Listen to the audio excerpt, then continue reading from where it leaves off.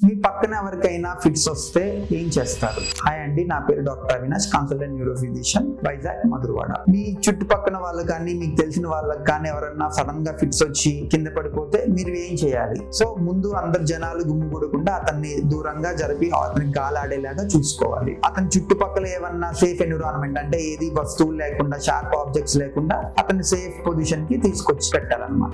So అతన్ని safe environment కి తీసుకొచ్చిన తర్వాత పేషెంట్ ని సైడ్ కి తిప్పాలి. అండ్ ఎంతసేపు వస్తుందో టైం నోట్ చేసుకోవాలి. కుదిరితే ఎవరన్నా వీడియో తీయమనండి, అంటే మూమెంట్స్ ఎలా వస్తున్నాయి, అతను ఎలా బిహేవ్ చేస్తున్నాడు అనేది రికార్డ్ చేసుకుని ఆ వీడియో గనక మనం న్యూరాలజిస్ట్ కి గనక డాక్టర్ కి చూపిస్తే ఇంకా బెటర్ గా ట్రీట్మెంట్ అనేది చేయగలరు. అండ్ చాలా మంది ముఖ్యంగా కామన్ గా చేసే తప్పు ఏంటంటే నోట్లో ఏదో నీళ్లు పోయటం, గ్లూకోజ్ వాటర్ తీసుకొచ్చి కలిపిపోయటం, ఇలాంటివి చేస్తారు. మనిషికి స్పృహ వచ్చేంత వరకు నోట్లో ఏమీ వేయకూడదు. ఎందుకంటే మనకి నోట్లో వేస్తే గనక అది ఊపిరితిత్తుల్లోకి వెళ్ళి నిమ్మయ్యి లంగ్స్ ని ఇంకా ప్రమాదం కూడా చేయొచ్చు అనమాట. అందుకని నోట్లో ఎటువంటిది ఏం చేయకూడదు. అండ్ చాలా మంది సినిమాల్లో చూసి కీస్ పెట్టడం, ఐరన్ రాడ్ తీసుకొచ్చి పెట్టడం చేస్తూ ఉంటారు. దానివల్ల ఏమీ కాదండి, అది ఓన్లీ మిత్తే. అదేమి ట్రీట్మెంట్ వాటికి ఏం హెల్ప్ అవ్వదు. ఎందుకంటే ఏ ఫిక్స్ అయినా 1-2 నిమిషాల్లో తగ్గిపోతుంది. సో అది పెట్టినప్పుడు తగ్గిపోయేసరికి దాని వల్లే అనుకుంటారు. అండ్ ముఖ్యంగా గమనించాల్సింది, ఫిక్స్ అనేది 5 నిమిషాల కన్నా కంటిన్యూగా వస్తున్నా,